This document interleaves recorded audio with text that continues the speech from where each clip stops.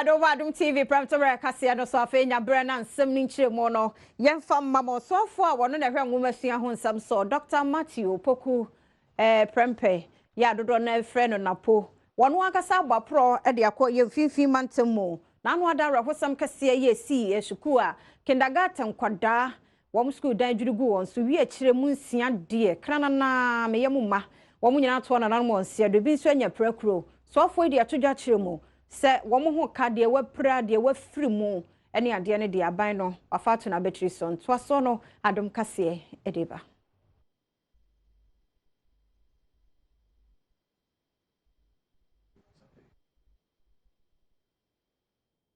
awoshe enwumasia ho nsam so ena wode sa ensemi etu edwa na wo hwese de wo kire mu no a womo beye ne womo betumi bia fi se nkura no womo susua pa enti wono enche ewo honom na wo hwe nso so a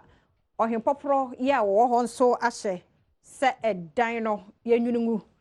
efi se enye papa onsem so Dr.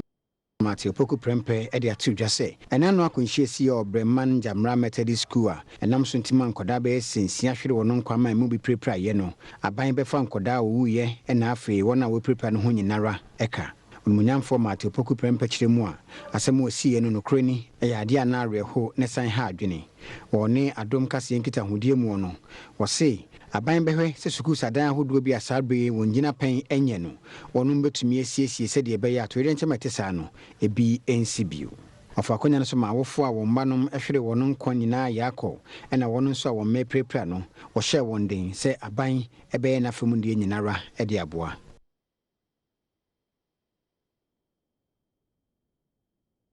samno areho na eya bebre we no ntwan ma ne nsia ansa no wabefa ho ka suku bebre dan wo ho no mo enye Adom Kasee yetaaye ye bebre ntino we no de anya si de aka ne ye mo ho ban ye to aso na edom kuma ye wo mrahye bedwafie ene de on de atodwa kire mampani abede ya kire Dr. Alhaji Mahmoud Baumia ne nsem bi a wo ka 7 billion cedis bi ayira no ne ade no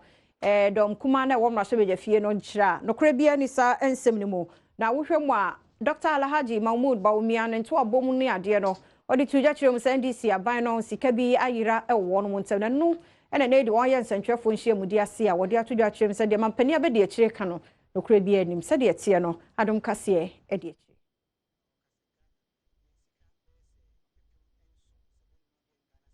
ayira efio man Dr. Mahmoud Baumia nsemu bi a okase Ghana yensika be se opepem enson 7 million Ghana cedis bi ayira efi oman futum mahye budafo akiremu a wonum di hu ya pa se omampanya be de akire akwakogina be bia kan nsem wotesa enye no kre wose sobo a wode ebo NDC aban no enya ade a edimu na ne nkasa ayese ne odaso agina campaign bremu a okasa ede akire omanfo no Munyamfo Atoforsen a wo ranking member e wo finance committee wo mrahye bedwafie ene okasama ekoketwa e wo ho no. And the unnecessary politicking, since the political campaigns are over, the people of Ghana are eagerly awaiting the MPP to fulfill their campaign promises, such as the abolition of the special import levies, the abolition of VAT on financial services, abolition of VAT on local airfares, abolition of VAT on raw materials, reduction in the corporate tax from 25 to 20%, removal of energy sector levies, and among others. We encourage the media to continuously remind the NPP government about the numerous promises that they've made to the people.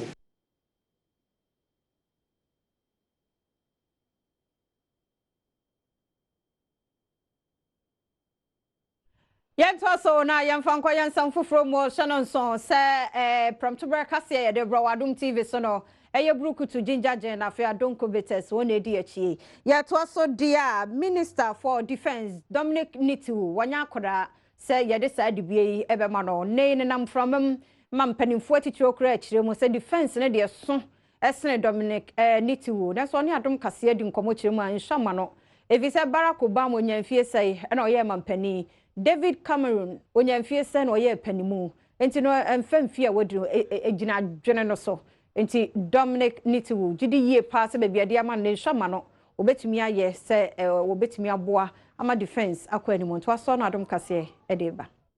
Oman so afọ a wohwe bambo ho nsem so onmonyamfo Dominic Nitiwood ya todwa se di bread ya ma no seso afọ no enya ade a eso sen no a wontumi enye wase ebinum keka seso afọ di bread ya ma no esiane se osane nti enya ade a obetumi aye nanso opemu aka che Ghana fo se nimdie a ye di adwuma ewo ho na emfie nso ewo ho wode amane mpanyimfo bi se David Cameron na afi Barack Obama mu nyina eye mfato ho se ebra wonu mu nya dibra kese a na wonu bu onaman no na wonu mu nya mpanyimfo pii ne senti Ghana fo nya rehwemu ewo nimu. In Ghana today, the ages of 18 years to 40 years, that's the age bracket at 4, they make up about 60-something% of the voter population. And you think that those type of people should not be given positions? Secondly, when you become a president, you are the commander-in-chief of the Ghana Armed Forces. That person is higher than me. My boss is Nana Adom Akufo-Addo. He's actually the head of this ministry because he's the commander-in-chief. What we have stated in our constitution is that when you are 40 years, you can actually become a president. And so if the people of Ghana decide to vote for me next year, I can be a president. You understand? And to say that at that same age, you cannot be the Minister of Defense is something that we should not even entertain. That thought we should not even entertain. That should not even make news to anybody. And I'm surprised that that is making news. It shouldn't even make news. The Italian Prime Minister, current, took office at 38 years. David Cameron took office at 42 years. Obama took office, I think, 44 years. Or so, either 44 or 46 years. So that should not even make news at all. What should make news is whether the person has the ability to do it, whether you are competent enough to do it. At least, if I've been in Parliament for 12 good years, and not just that, I was representing Ghana as a member of the Pan-African Parliament for 4 good years. Not that I was the deputy leader of the opposition, made up of 122 MPs. And you know what MPs can do to you. If you don't perform, you are out. Wakwan ya obefa so obeboa mapomde hu nsem wa hobambo aso ye betumi adi mu no wase aban de niema egu akwan so o mbehwe ama bibia etumi awie peyo catch Ghana for say be see airport hospital be Watermale 37 so third phase be see be ye bi but there here pa ni say accommodation ni morale no especially issues to do with accommodation, issues to do with morale, issues to do with sanitation. You be here now you solve our problem. Be uko either Bema Kama na say Arakan Barracks na say Ondra Barracks in Kumasi na say Takoradi Air Force Base anye. Yento so na yem konsam foforo mo so for wono so hwede ubo ehon sam so mame eslo usu ekufo wode nsam atodwa kire mo se wono samrani mu ni na woni Zain ene Ectel enya ensam ewo court wono se ye beye no soafo obehwede ubo ho nsam so no ene ni nya nsonso bia na dwuma sa soafo se nya de hye ne nsam obeye no pepepe ena no kra no woni Ectelfo nsam no kra no enche bebre asam no bebi akoduro no apoche na duro no ehon sam kaye ni nyina beba wie yi a bibia ensie one Adom Kasee edin komwe. I was working with Zain Telecommunications until 2009, and on 8th January 2009, I was handed a letter disengaging me from the services of the company, indicating that my public appearances in the media were becoming an embarrassment for the company. And so, since they ascribed a reason for that, I took them to the Human Rights Court, that they had infringed my right of free expression and association. So it's purely a human rights matter. It has nothing to do with the work they do or their professionalism or anything. For me, it's a human interest case. And but interestingly, there have been moves to settle that matter for a few months now, and I believe we're close to conclusion on that matter. So Zain is no longer working in this country. The company is Airtel, and they have nothing to fear from me. The actors have changed. The company has changed. The nature of the case is personal, it's not professional, and I will deal with them in a manner which is in the best interest of this country, and would assist them as a company to also grow. And so I don't see any potential problems or conflict, particularly if the initiatives to settle this matter out of court also come to fruition sooner than later, as I expect. We've had a lot of conversations up to this point, and I'm sure, and I know that the current managers and the board members of the Airtel know that they have a friend in me. And so I don't think it will even be necessary. It may be overkill to do what Honorable Minority Leader is suggesting. The negotiations are very far advanced. I can assure you of that. Thank you. Yet was so na Adom do ye warm rashe few months so nen wama ba abeyi Adom kumana no e won central phone share mudie no ada ode hye so na ni nyina ni gina se mampani abedi akire Dr. Alhaji Mahmoud Baumia o den sembi atudwa enye no kore Dom do no se no kore pa na ni kwa akra san ko mo ba ebeye san central phone share mu e wo so mo trase ye nhwehwemu pa mu do ansa bi se de pani ne kan no tro bi ani ho to so no Adom Kasee edeba Ekukese wa mrashe bedefie majority for in central phone share mu e de yi nsem a ekukitu minority for ekekan ye won press conference asenra efa 7 billion Ghana cedis bia omampanya be de chi Dr. Mahmoud Baumia e de tudwa se ayira wo man futu mu no majority for chiremu a ne minority for ye no kwasem ni na mfaso bi enu sisi ane se ebre beto odwa se sika no eni ho ne nsem a omampanya be de chire kan ni nyina ba abonte no na esenkonu nyamre ehwehwe mu ansa no no tutu mirika be sa incentral nhiem. Budget deficit for 2016 about 8.5% to 9.5% of GDP. Now sa new information ya yehu e say deficit for 2016 about 11% of GDP. What about raw figures are? Just say Abano spending $4 billion over revenue, which will be about 16 billion Ghana cedis. Over Kaiser President Mahama, some no can say, 2016 year we will live within our means. Yeah, in care overruns be no 2 foot row egu Ghana for any. And no Nra Adom Kuma for a press conference. Almost information net Ministry of Finance. Na Dr. Baumia Ebusai and Kia Debeman. And yes, I'm running country. No. Bank of Ghana, Ghana Statistical Service, Ministry of Finance. Omo store data na the Dijuma you do as it. Oko IMF for your program and you say no. I see a reported data accurately. Afibia. So that information and can data near the IMF for. Next say you can throw HIMF. And this you buying you be paying. In the year 2000, almost misreported data. I find Ghana $39 million. I don't know say do it. Yo, yen from Rasha for you monsam na yen ransom for more na Bipera Haruna Bismarck. Ya wa paramount chief for East Gonja. And area was na anoma himfo ye wo sunyane na wo hwemu ananai on de kan ni pain sa na na do se de tie bi obema mpane na mpa nso abamu na ne de was sunyane traditional council no sanka da ya omuma akumato ye mumra na de mampane yi no so hwehwe mantam no so omunye ne sa de nwanwa kra ne se panina be pacho ne kasa bi o kan ye twi mu no obe pacho nti de nti na wo se ye twi asem no mutententen oni Adom Kasee eto aso.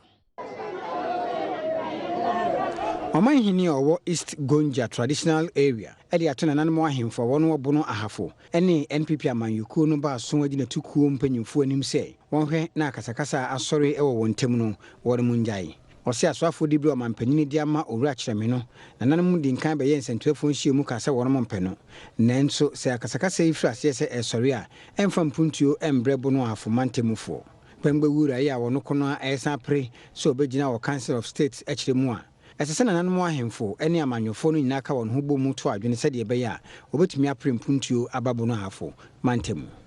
obia mana kumanton yem omo obia what do you call it everybody should feel free and they should take their time so bika ya bia na yem from so no kasa na omo ngine ntum ebia won adepa bi ba be ya mabro ahafofo ntimisra ahemfo no se obombombo de no mo obia how do you say it in tree omon kambom as one people no mon jinentum no mon hwa dia obeya ma omo me megina boy we so apa matcho se omon fa no bon nchen so kan ya omon fa no bon nchen no won tibi nkoso ye na adwuma yi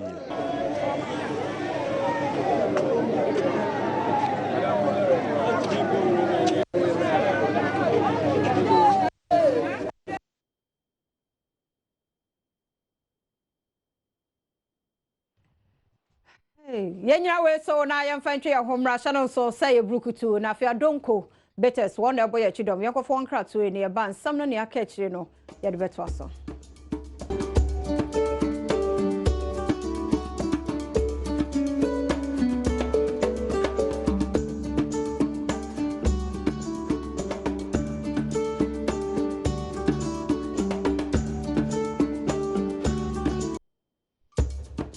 Mwakwa badum TV Premotobre Kasee no so ye de konsom foforo mo ahipopro ye wo breman jamra nana kwa ofosu otoso miensa ose animguase ne awerho aka ne manfo no de obeya ne se suku dan na nkura ne wo mu adwirigu ye nwiri ne nyina ngu evise ne tebia mu no nyamia ne mu ne nye ohwe school dan no a ka eji nkwada nketo akura nsia de ese wo mo ekona na mo nsia de bi nso anya prekro de ensam ne ekro no Adom Kasee eto aso. Adom Kasee ebepiem ewo eye Bremen Jamra ewo Premotobre bra commence mu ewo finfini mantem mu na tiefo beka ya enre Premotobre Kasee mu ene de to tiefo anim se awerhu sem bi asi ewo Bremen Jamra ni nya ne se Methodist school ewo ho ag block no ebugu nkwada so na esua dum that time no ama nkwada no makomako na na toye ewo amunu ho a enumre ni mienu so wu kan ho ama ne yesia na akwa ya awerhu sem anope ya ba Bremen Jamra ye baba hwede ye ko ye ba no ya beto dan no a ebugu ye no na wo krum ha na kwa afosu ahye se mranche ne munda no gufo ma no pe yai o mpese sa asema rahusemu e beto so mi enti o mbuda no gufo ma wo hwe machiri ha ye budan no ahye se mranche no ni abre pa me yan twempini na kwa afosu ne ye musa se adenti ana ama wahye si ye mbudan emfa gufam why now me yan kona na ho ne nkobusa no nti se PTA any teachers we meeting na me am yon yin mo bo me mani a bone but the see dan na say apai nya na nanim ho menim ho hwe me hu say sister na akwete say bureaucracy yes bibi ebesi wo school mu bia no Ghana Education Service wasem enu nti omo atu na nanom no esi nchen na de ya me ya one say sasamba sisia wo nana na obebele mu nana wan we na dwuma yi nana wan sei hwe schools wa ba schools wa Bremen Jamra ha nko a enye nkuru nketo anbo Jamra ha nko a schools be awotwe ana akro schools ni bebele won ya problem a wo be ka kire me headmasters ni be ka kire me anamo a won mitu ebi say DE school na so won ya wo problem obo me mane anamo a won mitu but ebi ti say Methodist school say se bibi asiwa anase se modan bi won an ya iti mo bona na bini ya to so na ya de akonsam foforo mo a school for ya wo mo wo kwahikrom MA Basic School commander dina guafo ebrem finfin mantem ho ya wo mo de nyame Adom school dan na me say yara na ICT center any library ne won mo hia sabe ya won mo so du nsohwe na wo mo kire ICT a on so betimi atwere ne yie na afi abakosem bie no mu ne ade a on betimi ehunu bi akante no wo mo sre wo mo library ne wo mo ICT center no penifo mra meboa wo mo pa na ha wo madwen to so no oni Adom Kasee edin komoyi Adesuafo wo kwahinkrom MA Basic School wo commended na eguafo brim mensimu wo mfinfin mantemu de adesede to abanyanim so me wo no Adom se de beya obenya ICT center na wotumi de asuade nkoda ekyiremu a akenkan dan library so wonum ni bi enti amasa de yeso no tumi bo no homoden wo nwoma kenkan mu no ejiegu sukun kwada de adesede to Adom Kasee nim obra United Chiefs of Ghana eya ahemfofekuo bi ensha aban sase ekọ yede enwoma ekoche wonum ochoze hia bine hene school ye pedayesi school ne ya mbodo pedawasi ICT laboratory ane library nemo yesi ye do kan kakra ye nwie ntinka ye penso do bi so books no ye hia bebre ntimwala bre hene e ba sure de sanke bi to woni se mo ba bre hene bi aka to school no what it is sikawo awofo what they chance na we say from pempendu bia se scale won ti ehia won na hene computers no so a owo office one where you be using. On should be I say, been so on see I say laboratory one on say now you do 3 in 1. 4 in 1 na yet in the Asian so much Sian and see yes rather over me and more computers are able to use some ICT and Sian. Headmaster of school Matthew Esel Edin Asiema United Chiefs of Ghana for so no tumi adwene suku no ho ababa ya doye tesa edi ama wonum. Can woman come reading books I was Abraham or come home or Azon here. Abraham exercise books, no here. Abraham mathematical sets, no here. What's a technical drawing in a mathematics? You see, and what I mean, Yaman here. Then when we be a Yazan Yaman Bogu or a library, I'm a common watching when you're conducive environment, no way she has women or as a hot to sing kaka. Wasn't a book room and maybe they come half about one muzzle. Wabba muzzle a tomb, Waki always see block or your computer lab in your library. Now, on them the one. Yentwa so na yenransan foforo mo na Amtrak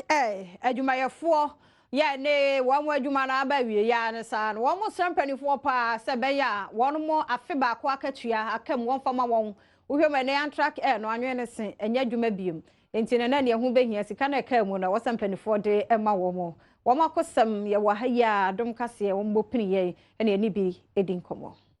Adwumayefo bi a wono wo Amtrak mu ade atu dwase wo gi wona ketua ene nieme bi e ka wona adwuma hyehyeye ho ade efiri adwuma no mu mpanyinfo ho nya saade a entesikoko pa ene no beti ade ache adwuma no mu mpanyinfo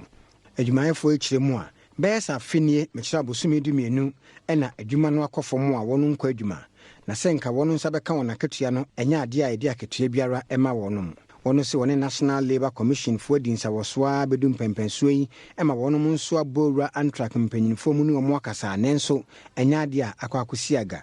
owura Gilbert Macquarie a wono no ekasamafo de ma Amtrak adwumayefo ya woso wogi wona ketua no echeche nsemu yi mu kire Adom Kasee eka bi da ho ansa na ye jai operations na abepem nde said ye wo ma ye letter say bia one ye nya adwuma na company obi ma ye letter say company negu so timase obi ma ye letter say company negu no edie ye hwe enim say ebetua eka ye hwe enim say company so ba na na san ye adwuma biom ba amma ne saade ya na ne eka na de yenka sky ada ho say otua ende daada no na kopem say bia ye ja operations kakra no so eka ho no nyina no otumi de mayen a e beda na ase na yape ya de etia ne mu ahwese benya wara say bia ye de atwa ye ho kakra ye ba ye no me de meka say na me nim say staff saving scheme bi wo ho no mo de but them so joining no bosumi bia na what sika bi fi salary mu as employees saving scheme and as sika bi amode to o man say bia wo fi company no ma yetua wo ka ana say bia asembia to na yamfa nkọ yensam foforo mo na ahyenkafo bi a wonchu wahyen oboase ne mpota mo na de won mu so how de bi oboase kwan no so pa kumase oboase kwan titiru ni anwan kwanta ehonye de bi a wo mo company fo atwi woni ne de o masa agbo ho biem wo mo bo ho akosi se betue ansa na mpanimfo wo so o madwen bebe wo ho so a ene wo mo begyae wo mo haw no woni Adom Kasee ekasai a driver for binima wono mo oboa sisisi ade wona adwuma ekofom pa esiane se Hosi Park station for Friday won makono enya ade a eboa wono ebinum nso kiremu a oboa si kumase kwan no eya ade a edi wonya firi se wode won ka afa so a ade so okofitemu kosiesie a eka wono mo bo e wo maintenance ho no enna fomu ebre na mane bofo Isaac Namanyo ekopie mu ho a woni a driver for no bi kasa no na ebinemu enwini na ne ono ka ne se kane oboasi station na wonom wono na adwuma ye ema wonom nenso enadie oboasi kumase kwan any station for Friday wono akono emwa wo mokra ulodu o hanum na ukọ kumase a ekwan ne nye enso DBL vote me tra council quarters ekọ check ulodu et ti sa ulodu et no epan one day kura ye chie ni agie ska ba ekwan ne de no mo ya fa ana ba ku bi sisi a city guard for no ɛkɔ mo fa so yɛn nimla mu ne sɛ nka city guard de ogina kwan so a ba bia traffic hɔ no on the let me kwan ne nam ba city guard ne timi chi driver ne wɔde ne kɔkɔ to a yɛnya kama fo ne ade ɛkɔ ukɔ Kumasi a yɛtimi ma utwa ho ne aju bi a 1 city na kɛme fo na ba chew yɛkɔ ne akɔdo 1.5 unya pani bi a wodi wachi enti aba no ka bibi fa ɔmo ha ɛne kɛme fo station ya na yɛ ba yɛ no edwadifo no mo ha no ɔmo moye ɔmo ni hani ebi yɛkɔta kura de yɛhu sɛ ɛma no mtonto ne ma hɔ no ɔmo so na pɔmo na be praye bibia so so atwa take it ɛne yɛ ba ko ana yɛ kwan yɛ nam so no ɛkwan ne nyɛ efiri afɔ akon ɛkɔ no mɛhu sɛ bɛkɔ afɔ no deɛ ɔmo gugu so ayɛ kota ne kama bɛkɔ akwan ne deɛ yɛ ɛso bɔ sɛ minim sɛ hawe fɔ na nya dwuma sɛ so hawe bi ni bɔ sɛ o bɔ sɛ kakra no amramra no to ma na so ngɛ butie de bia yɛ ka no dwuma kwan sɛ de mi nua ne sika yɛ de kwan de nyame me di awu ana de toso nam sɛ adwuma eji adwuma no ɛkɔ fam no soro ɛno so ɛka ho edi wititi panti yɛ bɛsɛ sɛ aban ɔban de ɔmo bɔde asɛ eji adwuma no de obepija ama yɛ dɔba fo yɛ so nya ahotɔ kakra yɛnama ne bɔfoɔ Isaac Nomonyo ɛkɔyɛ ɛne adriverfoɔ no dwentineni owura ayensu kɔam ɛkɔtotwe nkɔmɔ ma ɔno nso kan ne deɛ ɛto so the chance first na yɛ wɔ station no ho no they two cars be 20 ayɛ kwan ɛkɔ Kumasi ebi kura 30 na Accra so yɛtumi to car be 15 and 10 na FC de VIP no be see ha no ama yɛ dwuma die nyinaa asɛe sɛsi Kumasi yɛtu a bi aka be 15 the whole day yɛka sɛ yɛakra so a